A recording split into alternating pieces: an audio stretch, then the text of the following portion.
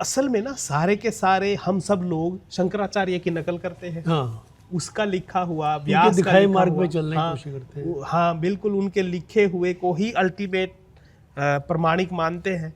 उन्होंने इस श्लोक की व्याख्या में अष्टभुज की जो व्याख्या थी वो या तो उनसे कहीं गुम हो गई, या वो मिल नहीं रही, या फिर उन्होंने नहीं की, वो की नहीं, तो आगे जितने भी व्याख्याकार है ना जी, सब अपनी अपनी मर्जी से कर दिया सब शून्य हो गए। वो करते ही नहीं बेचारे, मतलब वो कर ही नहीं सकते। वो सोचते हैं कभी किसी कहीं से उठा कर लेकर आते, उसका मतलब ये होगा, इसका मतलब ये होगा।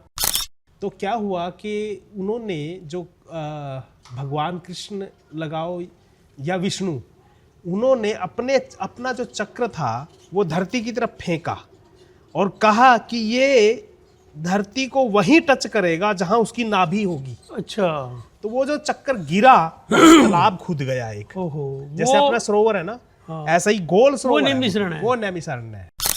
तो उसके जैसे अपना जो झंडा है उसके 24 अरे हैं, तो ऐसे तिलियां, तो उसके 8 अर हैं। तो 8 अर क्या है भाई? तो मन, बुद्धि, चित्त, अहंकार, सूर्य, चंद्र, इस तरीके से ना उन्होंने 8 तत्वों की कल्पना समझा दी। फिर उन्होंने एक और शब्द कहा।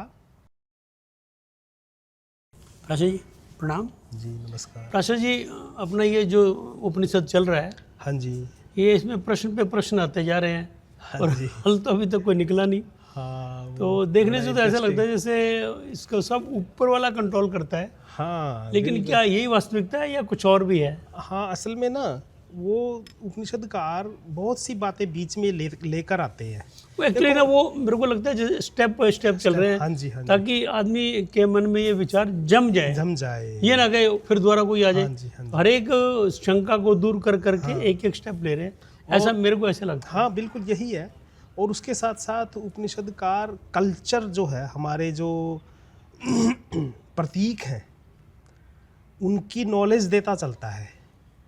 जैसे अगले इसमें एक मंत्र आता है कि वो जो पिछला मंत्र था वो यहाँ ख़त्म हो जाता है कि जो आत्मा है वो सुख दुख झेलती है। यदि वो अल्टीमेट होती तो सुख दुख क्यों झेलती फिर? तो कोई और है जो अल्टीमेट है, कारणभूत है। तो फिर वो थोड़ा सा वो यहाँ छोड़ देते हैं मंत्र कि वो परमात्मा ही है, वो आत्मा नहीं है। और इसलिए हम वो भी सोच रहे थे यदि आत्मा अलग है, परमात्मा अलग है, और वो विभेद जो है वो चलेगा ही, तो उसमें फिर वो सांख्य दर्शन की बात आई थी। तो आगे जो मंत्र है सर, उसमें वो उदाहरण देते हैं। अच्छा, हाँ, और वो एक बोलते हैं कि ये जो ब्रह्मांड है ये ब्रह्म का ही एक रूप है।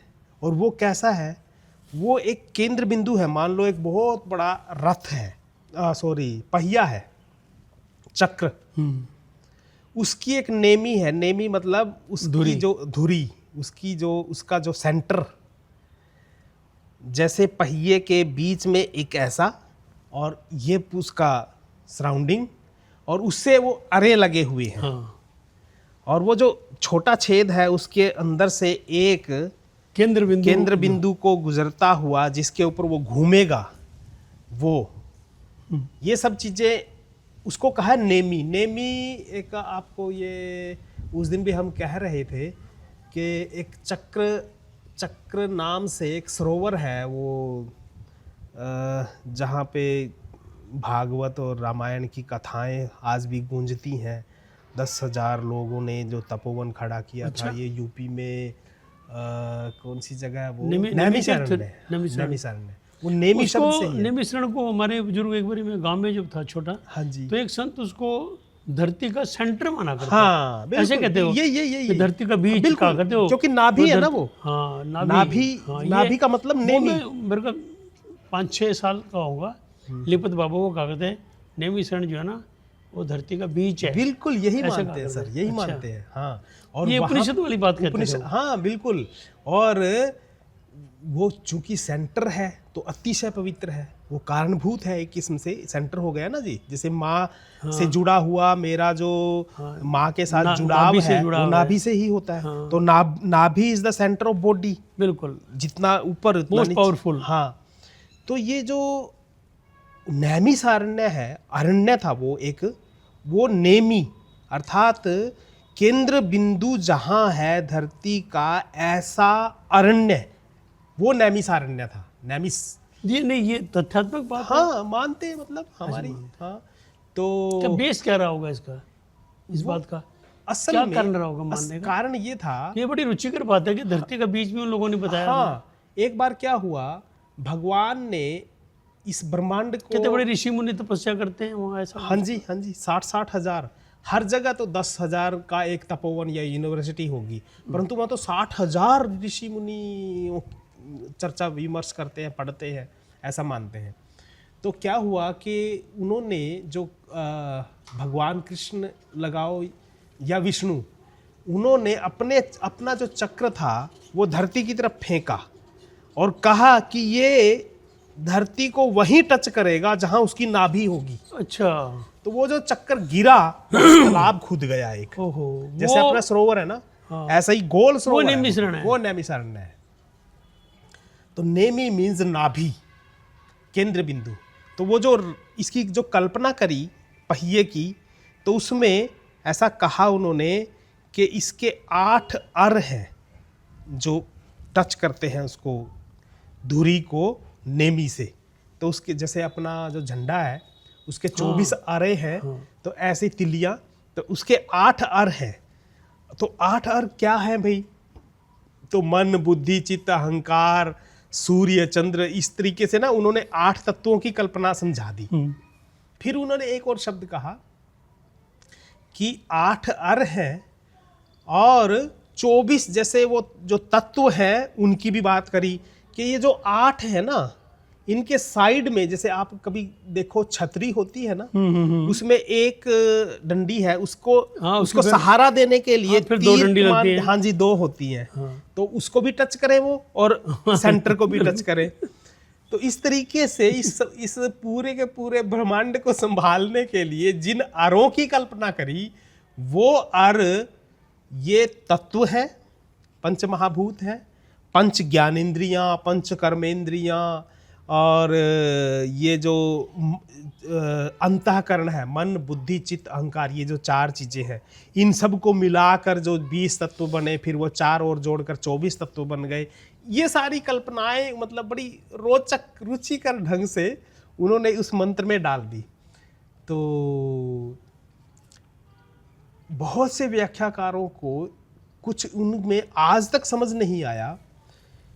क्यों समझ नहीं आया?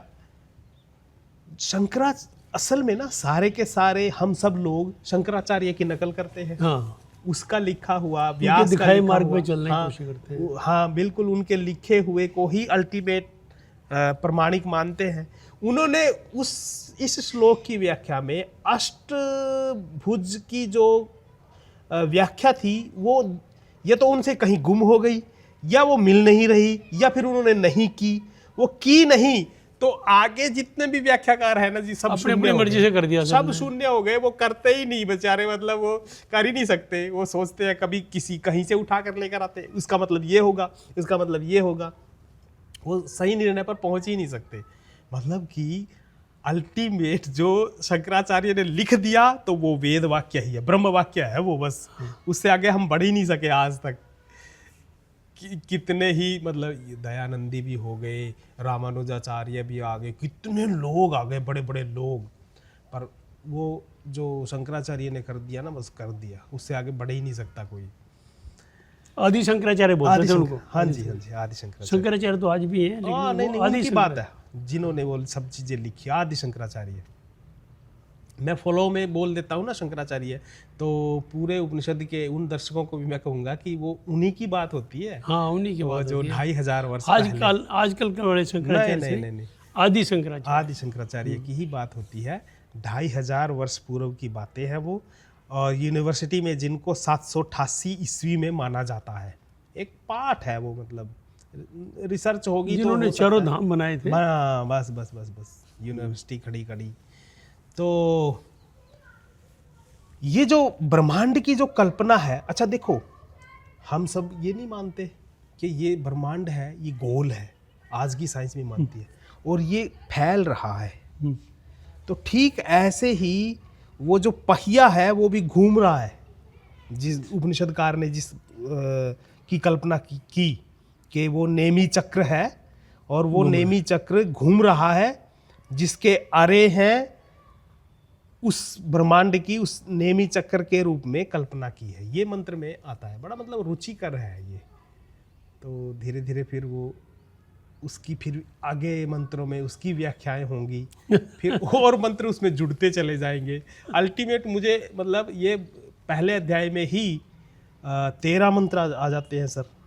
तो 13वें मंत्र तक आते आते इस पूरी की पूरी कल्पना को खोलते हैं, फिर खोलते जाते हैं, उनके बारे में थोड़ा थोड़ा हिंट देकर ताकि कोई बताते हैं। भ्रम रहे ना। हाँ जी, हाँ जी, कोई भ्रम रहे ना। हाँ जी, कोई ऐसी बिना बात के आया और अपना दिग्भ्रमित कर गया। हाँ हाँ, ना वो ना, नो, ऐसा नहीं। We must have the reason to हाँ, बिलीव yes। कि ये रीजन है उसका। हाँ जी, हाँ जी। सत्संग सर, हमारे लिए तो आप आदि शंकराचार्य का रूप हो, साक्षात। नहीं नहीं नहीं रे, हम आपको नमन करते हैं।